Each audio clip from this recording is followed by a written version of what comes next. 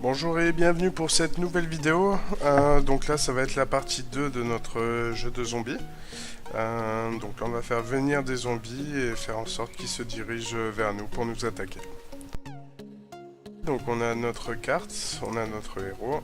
Pour l'instant on a simplement à bouger comme ceci. Voilà, et on est bloqué sur les bords de la carte comme on avait vu dans la précédente vidéo. Donc maintenant on va importer un nouveau lutin, à savoir donc le zombie. Donc ça aussi pareil, je le mettrai sur la description pour que vous puissiez le télécharger. Donc toujours pareil, hein, pour l'instant je me préoccupe pas des costumes, hein, parce que si on regarde de plus près, il est vraiment pas beau, lui non plus. Donc ça ce sera pour les animer par la suite. Hein. Donc on vient dans le zombie. Alors on va commencer, déjà il va falloir lui faire définir une taille, parce que là on voit qu'il est plus gros que notre héros. Alors pour ça, je vais aller dans événements, quand le drapeau est cliqué, on va pas lui définir de la position dès le départ, on va le mettre directement. Alors, je pense que 60% c'est bon. Voilà. Là, ils font bien la même taille, c'est pas mal.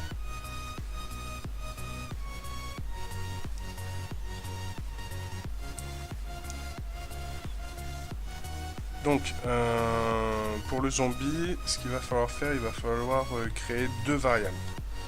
Donc, à savoir la position X du zombie et la position Y. Donc, pour cela, on va aller dans Données, on va créer donc la variable X, pardon. Alors par contre là on va vraiment le créer que pour ce lutin. Comme ça quand on va dupliquer ce lutin pour l'utiliser à d'autres endroits, on aura toujours les variables associées au lutin et ils bougeront pas en même temps parce qu'ils n'auront pas les mêmes coordonnées.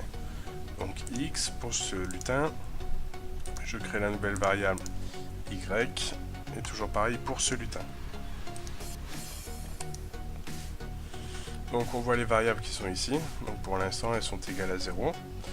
On va voir ce qu'on fait pour la suite. Alors là ce que je vais faire en sorte que, donc je vais me déplacer sur le terrain de jeu, que mon zombie en fait arrive d'ici.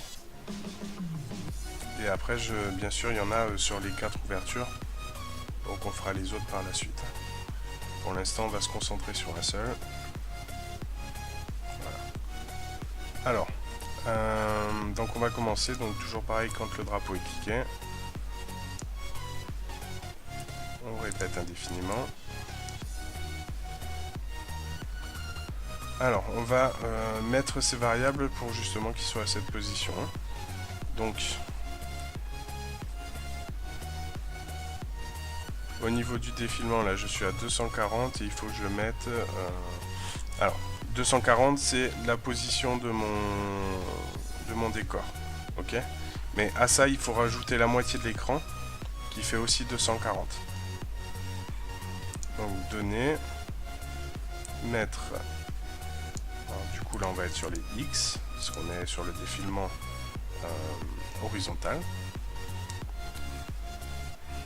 Donc 240 plus 240 on est à 480. Ce qu'il y a c'est que je vais le faire apparaître un peu plus sur le bord pour éviter qu'il soit trop près de l'écran, et du coup je vais mettre 460. Ok, donc sur la hauteur il faut que ce soit au centre, donc ça sera Y0. Ok,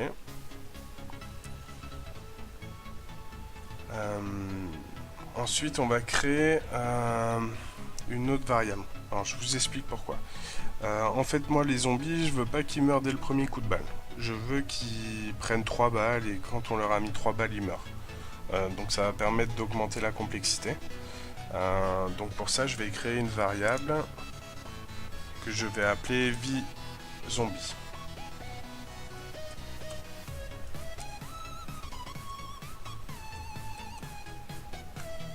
Donc c'est pareil, je le crée juste pour ce lutin, comme ça si on en crée d'autres, ça ne viendra pas interférer. Donc on a la position et le nombre de vies du zombie. Donc en fait, on va dire au héros de répéter qu'il faut se déplacer donc, vers moi jusqu'à ce qu'il ait plus de vie, jusqu'à ce qu'on l'ait tué. Donc pour ça, on va aller dans contrôle, donc répéter jusqu'à.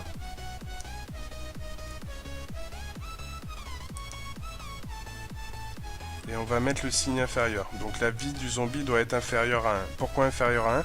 Parce que si jamais je tire 2 fois trop vite et qu'il est à moins 1, alors que j'ai mis égal à 0, dans ce cas-là, il disparaîtra jamais.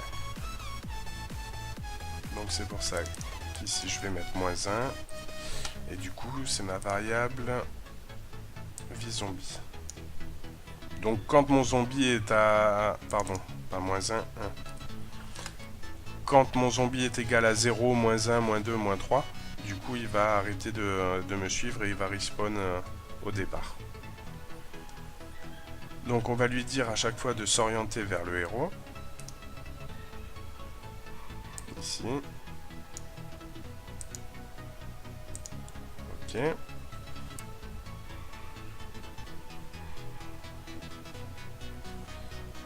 Et du coup en fait, comme il faut que je reste avec des valeurs ici qui soient entières, donc c'est-à-dire pas de virgule, il va falloir que je le fasse déplacer sur les X et sur les Y.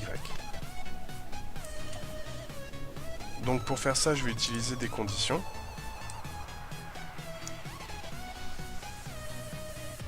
Donc on va dire que si... attends, je vais prendre tous mes blocs. Ça. Opérateur. On va prendre ça. Alors on va dire que dans un premier temps, si l'abscisse de mon héros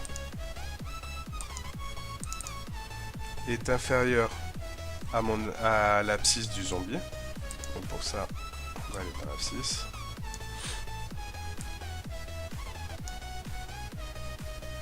Donc si l'abscisse du héros est inférieure à X, donc à mon abscisse à moi, ça veut dire qu'il faut qu'il descende. Donc on va ajouter à X, alors donc toujours pareil, hein, donc du coup on travaille sur ces deux-là. Hein. Ajouter à, ici on met X. Alors, comment on se déplace de 4, c'est bien ça, ouais. Je pense qu'on va le faire se déplacer de 2.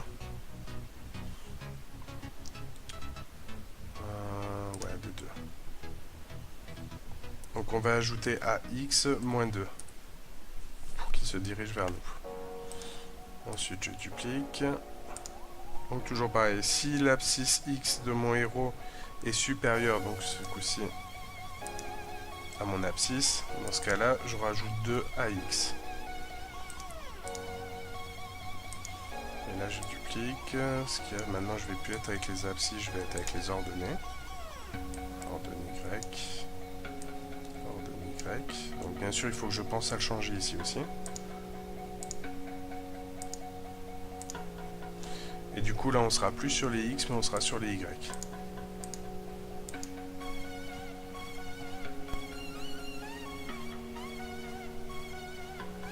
Donc là les valeurs elles sont bonnes. Et du coup on va cacher notre zombie. Donc déjà on va essayer, on va voir ce que ça dit. Alors ça ne fonctionne pas, c'est normal parce qu'il faut que j'actualise à chaque fois la position de mon zombie. Alors pour faire ça, je vais ranger ça là. Donc comme on avait fait avec le décor, on prend un bloc répété indéfiniment et le bloc aléa.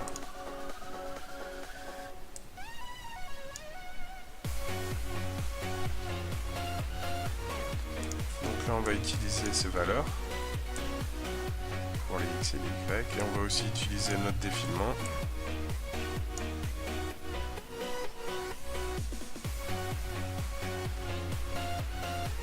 pour qu'il soit vraiment synchronisé avec mon décor de fond et non avec mon écran. Donc X, alors il faut que je prenne l'opérateur moins. ici. Alors, X moins mon défilement horizontal et Y moins mon défilement vertical. Là, je démarre. Là, on voit mon zombie. Donc, je vais m'avancer un peu vers lui. Alors, on voit qu'il a un problème.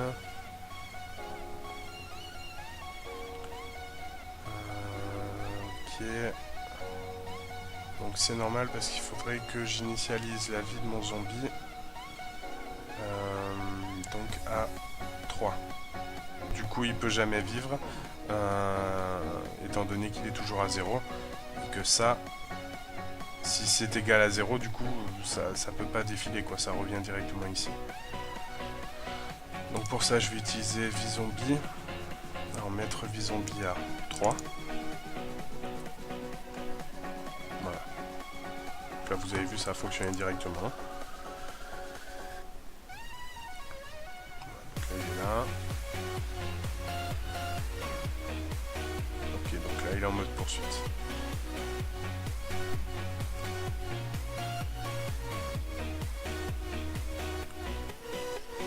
Je trouve peut-être un petit peu rapide. Donc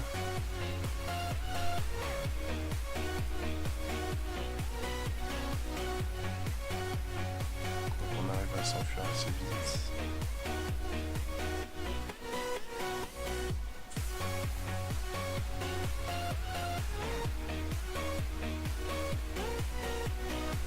Alors comme je veux rajouter par la suite un deuxième zombie qui sera plus costaud et plus dur à tuer, pardon.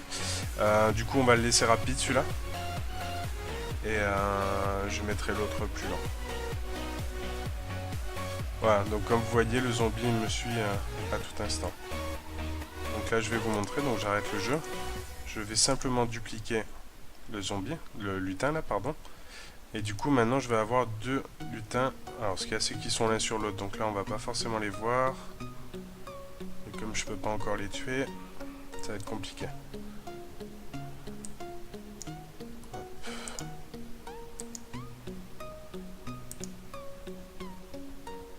Tiens, du coup ça soulève un problème là, parce qu'en fait là j'ai attrapé mon décor par rapport à ici, et quand je redémarre, tous mes lutins se trouvent dessous.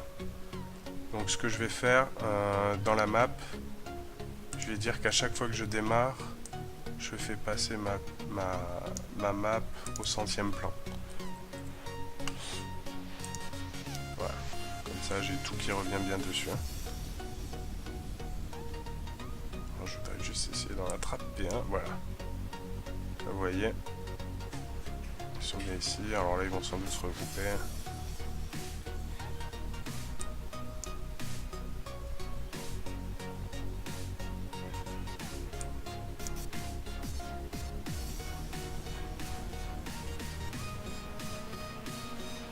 Ok, voilà. Bon, j'espère que ce petit tuto vous a plu. N'hésitez pas à laisser un petit pouce sur la vidéo et à vous abonner à ma chaîne si ça vous plaît. Allez, je vous remercie. Ciao, bye bye.